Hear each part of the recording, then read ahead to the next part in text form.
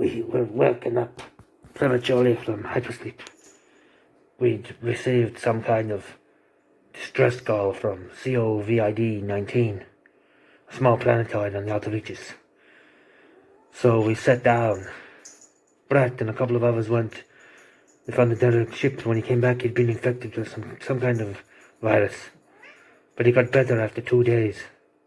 Some chicken soup and hot tea seemed to do the trick. He seemed better, but I couldn't chance this virus getting back to the Earth.